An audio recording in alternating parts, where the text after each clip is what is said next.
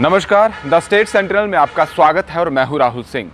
गृह मंत्रालय ने जम्मू कश्मीर में ज़मीन खरीद बिक्री के संबंध में मंगलवार को महत्वपूर्ण सूचना जारी की और केंद्र सरकार का यह फैसला जम्मू कश्मीर राज्य के केंद्र शासित प्रदेश के रूप में पुनर्गठित होने की पहली सालगिरह से करीब 4 दिन पहले आया है और विपक्ष इसे असली मुद्दों से भटकाने और बिहार में हो रहे इलेक्शंस को भी जोड़कर देख रही है।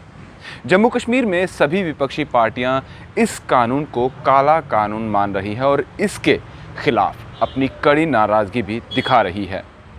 इस फैसले से सूबे के पूर्व मुख्यमंत्री और नेशनल कॉन्फ्रेंस के उपाध्यक्ष उमर अब्दुल्ला भी भड़क गए हैं। उन्होंने कहा कि भूमि कानून में संशोधन से अब जम्मू कश्मीर बिकने के लिए तैयार है। आखिर इस विरोध प्रदर्शन का मुख्य कारण क्या है?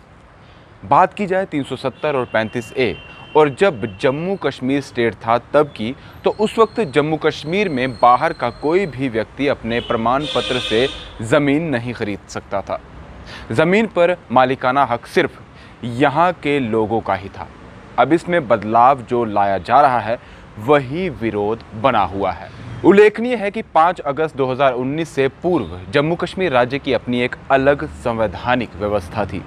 उस व्यवस्था में सिर्फ जम्मू कश्मीर के स्थायी नागरिक जिनके पास राज्य का स्थायी नागरिकता प्रमाण पत्र, जिसे स्टेट सब्जेक्ट कहा जाता है, हो वही ज़मीन खरीद सकते थे। देश के किसी अन्य भाग का कोई भी नागरिक जम्मू कश्मीर में अपने मकान, दुकान, कारोबार या खेती बाड़ी के लिए ज़मीन नहीं खरीद सकता था। वो सिर्फ कुछ कानूनी औपचारिकताओं को पूरा कर पट्टे के आधार पर ज़मीन प्राप्त कर सकता था या किराए पर ले सकता था। लेकिन अब बाहर से आने वाले लोग भी ज़मीन खरीद कर अपना काम शुरू कर सकते हैं।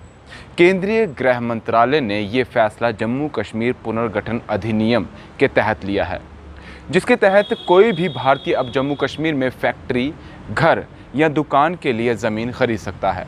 इसके लिए किसी तरह के स्थानीय निवासी होने का सबूत देने की भी ज़रूरत नहीं होगी।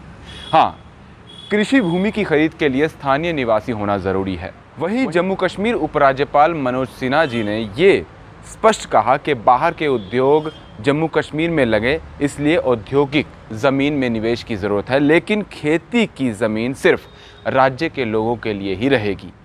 अब इस कानून पर लोगों की अलग अलग राय भी सामने आ रही है। कुछ लोग इसे बेहतर भविष्य से जोड़कर देख रहे हैं, तो कुछ इसे काला कानून मानकर विरोध कर रहे हैं। पिछले साल ही अनुच्छेद 370 मुक्त किया गया। उसके बाद 31 अक्टूबर 2019 को जम्मू कश्मीर केंद्र शासित प्रदेश बन गया था।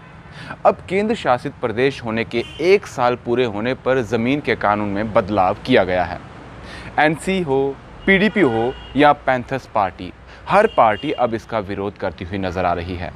अब ये आने वाला वक्त ही बताएगा कि ये नया कानून जम्मू कश्मीर के विकास में संजीवनी बनेगा या फिर यहाँ के लोगों के लिए सबसे बड़ी अड़चन। इस बड़ी खबर से हमें दीजिए इजाज़त और आप बने रहिए द स्टेट सेंटिनल के साथ। नमस्कार।